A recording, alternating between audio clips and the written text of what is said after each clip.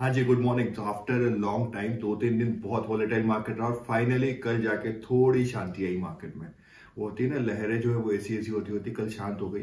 कल सब उम्मीद कर रहे थे निफ्टी थोड़ा बहुत, निफ्टी की एक्सपायरी भी थी ना यार, तो निफ्टी जो है ऑलमोस्ट एक रेंज में ही रह गया।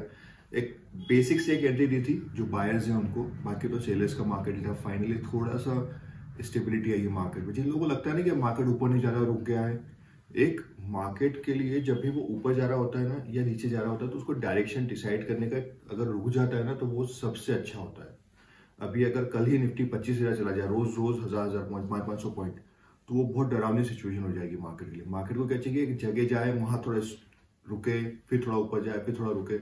एक हेल्दी मार्केट का साइन होता है। तो ऑल्दो कल निफ्टी बैंक थोड़ा रेड में एंड हुआ, लेकिन वो बहुत सही पैटर्न बन रहा है। Higher highs, higher highs, higher highs, higher lows, यही बन रहा है।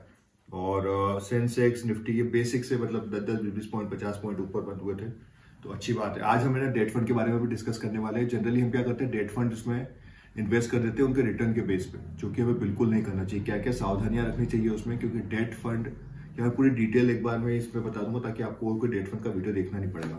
करते हैं डिस्कस थोड़ा सा कल के मार्केट के बारे में, देख लेते हैं। पहले तो कल जो शेयर्स बहुत ज्यादा अच्छे परफॉर्म किए थे, उसमें बीपीसीएल था, पावर ग्रिड था। पावर ग्रिड मुझे अभी भी याद है, लगभग 190 के आसपास मैंने भेज दिया था। उसके बाद मैंने एंट्री, क्योंकि उसमें ट्रेडिंग बंद ही कर चुके हैं अपन। And then Asian Paints, crude oil के प्राइसेस नीचे आए हैं, मैंने कल परसों ही बोला था। तो पेंट कंपनीज को आपको बहुत प्रॉफिट होने वाला है, यही फायदा है। आप रोज जब वीडियो देखते हो ना, तो आपको कोई ना कोई एक चीज ऐसी मिल जाती है जिससे शायद आप एक एक्शन सही डायरेक्शन में ले सकते हो। कोई गारंटी नहीं होती, बट हाँ, इन मोस्ट केसेस तो इससे सिमिलर एक स्टॉक है बर्जर पेंट।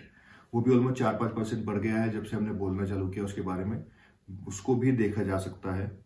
और बजाज ऑटो, ऑटो के रिजल्ट्स आए थे कल, वो भी बता देता हूँ। और टाटा मोटर्स के भी मतलब जो ऑटो सेल्स के नंबर है बताऊंगा। देखो, एक मिडिल क्लास का आदमी है ना, अपने लाइफ टाइम की पैसे लगाता है और एक गाड़ी लेता है, उसके आगे डिस्कस करते हैं। अभी एक बहुत अच्छी चीज है, कोटक महिंद्रा बैंक के किसी बड़े शायद सीईओ या एमडी ने जो है रिजाइन कर दिया। देख लो, एक शेयर में नेगेटिव न्यूज एक के बाद एक के बाद एक आती है। हमें लगता है कि सारी चीजें प्लान नहीं है, बट होता है ना कुछ एक्शन लिया गया और वहां से 3% नीचे गया। लगभग 1550 के आसपास कुछ टेस्ट किया, वहां से अब रुक गया है थोड़ा सा। लेट्स सी कहां तक जाता है। टाटा कंज्यूमर के भी रिजल्ट के बाद से बहुत नीचे, लगभग 10% नीचे आ गया है वहां से शेयर। अच्छी कंपनी है, देखा जा सकता है इसको भी। एयरटेल ऑल टाइम हाई के आसपास, ये तो बहुत माइनर सा करेक्शन है। एक्सिस बैंक, एचडीएफसी लाइफ, ये सारे जो है ऑल टाइम हाई के पास में ही है।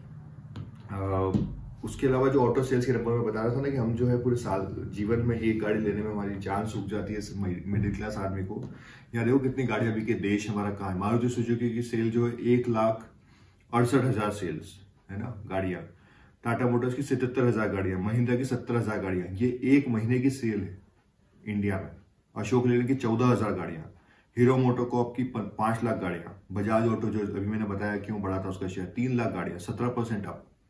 टीवीएस मोटर 3 लाख गाड़ियां, 4 लाख ऑलमोस्ट। आयशा मोटर 81,000 गाड़ियां।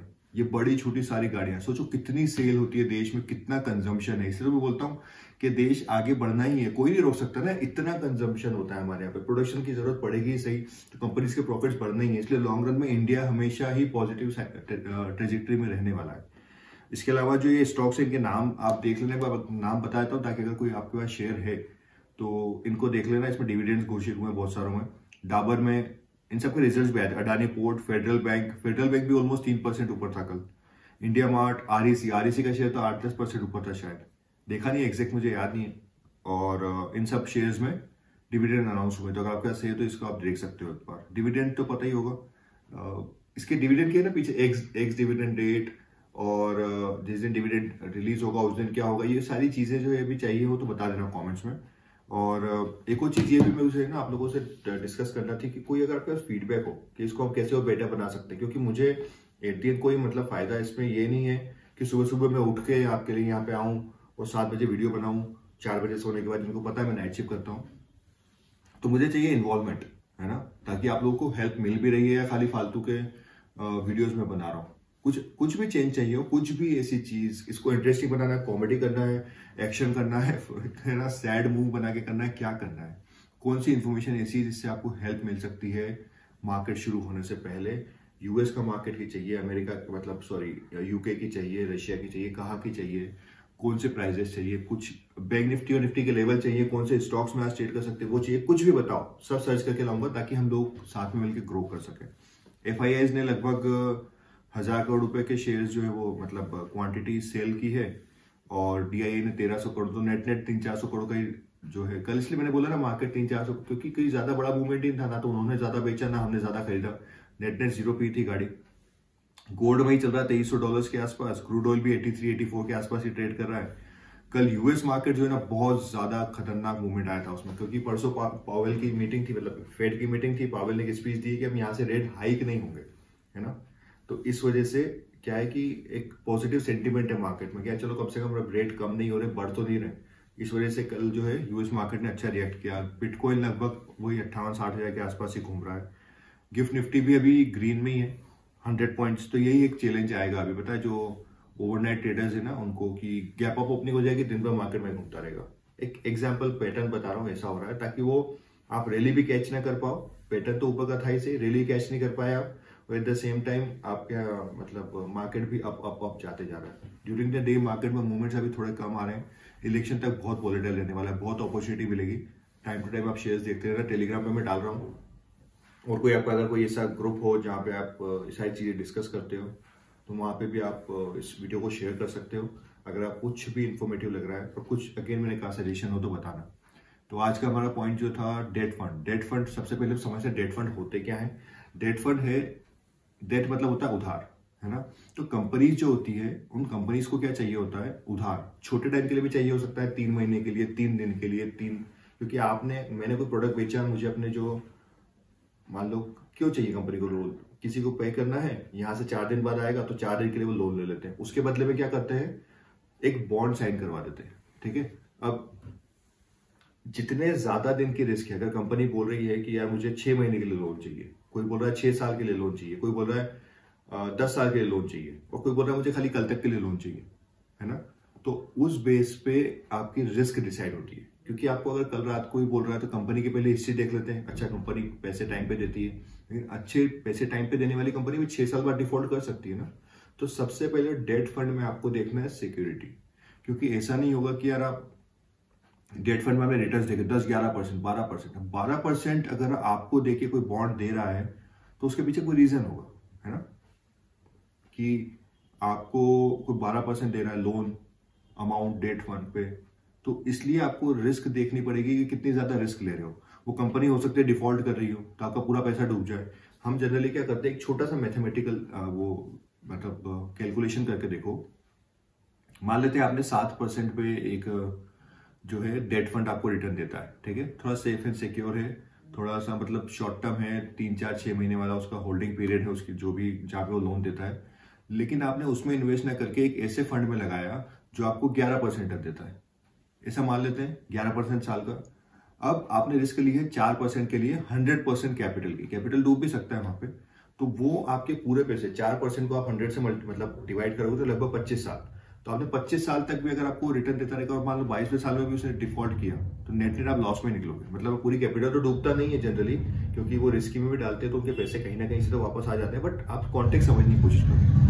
डेट फंड का हमारा पर्पज ये होना चाहिए कि हम एक तरीके से हमारा जो इमरजेंसी फंड होता है बैंक अकाउंट में रखने की बजाय हम यहाँ रख दें उसको, या तो फिर हमें लॉन्ग टर्म के लिए एक देखो इक्विटी क्लास में पूरे पैसे 100% नहीं लगाना चाहिए, टाइम टू टाइम आपको मूव करते रहना चाहिए।